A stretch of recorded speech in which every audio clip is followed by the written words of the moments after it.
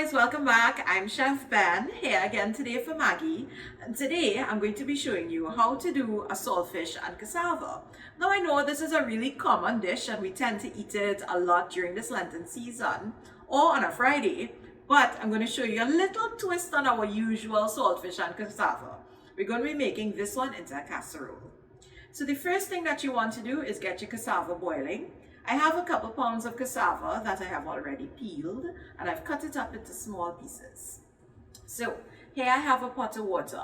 Now this is about 4 cups of water because I'm using 2 pounds of cassava.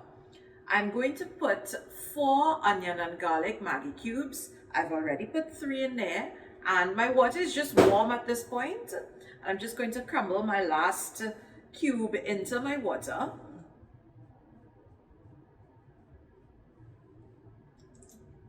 And then I'm going to add my cassava. So a good rule of thumb for any sort of ground provisions, or basically anything that grows under the ground, when you peel them and cut them, you want to keep them in water. When you keep them in water, it's going to prevent it from oxidizing and turning brown. So I cut my cassava pretty small because I'm going to be mashing these cassava after it's been boiled. So now I'm going to turn my burner on high and let this water and cassava come to a boil. Of course, we're going to get all that nice, lovely, rich flavor from our Maggi onion and garlic cubes. So I've put my cassava on to boil on another burner, and while we're doing that, we're going to get started on our cassava. So I have a saute pan here, and I just have about 2 tablespoons of olive oil. So I'm going to pour that straight into my pan.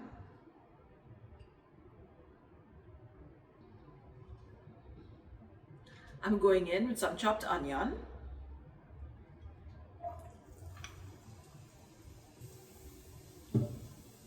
I have here some minced garlic.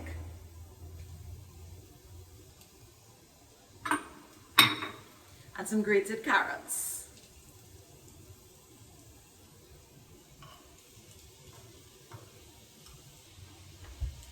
The next thing that I'm adding to my pot would be some chopped fresh tomatoes. These tomatoes are beautiful and red. If you notice, tomatoes are in season right now. So they're going to make a nice balance to our saltfish.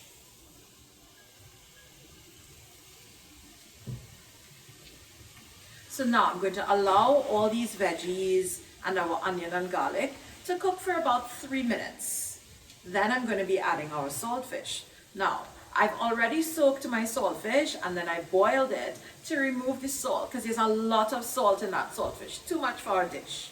So once you've done that, you drain your saltfish out and then you can use your hands or a fork and just flake your saltfish up into nice little pieces.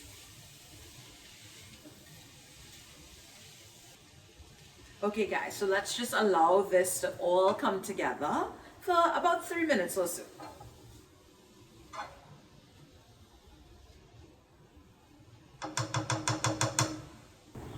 So after 3 minutes, guys, our onions have gotten nice and translucent.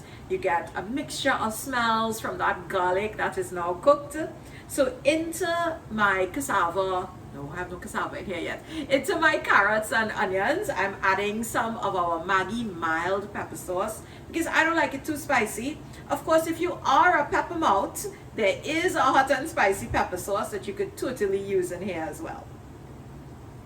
So in with some pepper sauce just for a little zing, and I'm adding my flaked saltfish. Like I said before, it's already been boiled. I've removed much of the salt from it, and I'm adding my saltfish straight into my carrots and tomatoes.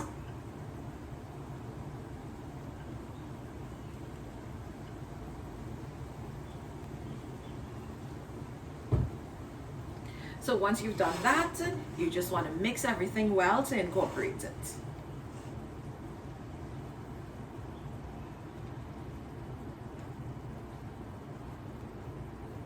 So of course our saltfish doesn't need any type of real cooking since we've already boiled it and it is good and safe to eat.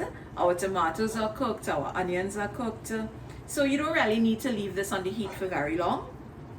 Once you've stirred it and everything is nicely combined, we can go ahead and turn it off and set it aside. My cassava should be finished boiling by now. I'm going to check on it. We're going to strain that cassava out, and then I'm going to mash it. Okay guys, so my cassava has been boiled. Now this is a really good cassava. It boiled really nice and soft. There are no hard pieces. So I'm just going to go in with a little bit of butter, about 2 tablespoons or so, straight into my hot cassava. And you want to do this while your cassava is hot. I'm going to get my trusty masher here, and I'm going to add straight into my boiled cassava some carnation evaporated milk.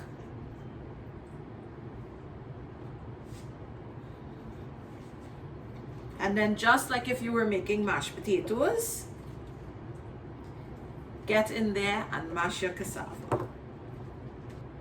I've already preheated my oven to 375 degrees Fahrenheit.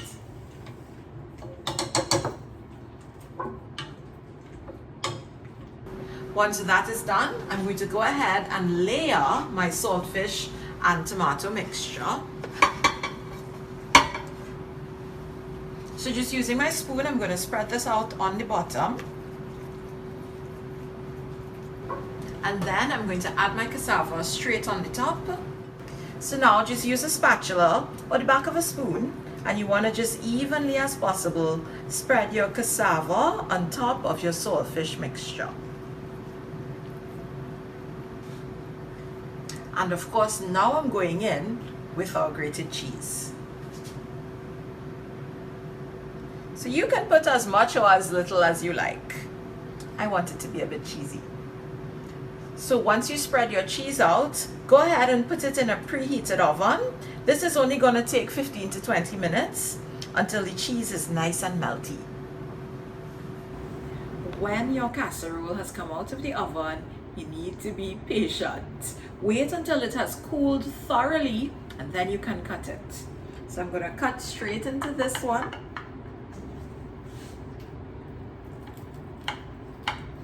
And our cheese melted and it bubbled up and it became brown. It smells delicious. And remember that the top layer is our cassava. So the bottom is where our surprise saltfish is. Alright, let's scoop this out and see.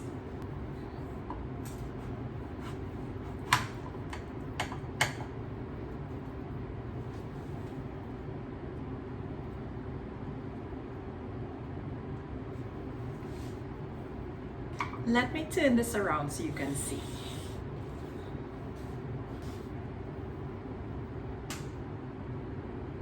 We have our nice layer of saltfish and tomato at the bottom, and our delicious cassava that we made using our Nestle Carnation evaporated milk. Guys, if you don't know what to cook on Sunday, try this one. I'm Chef Ben. See you again next time.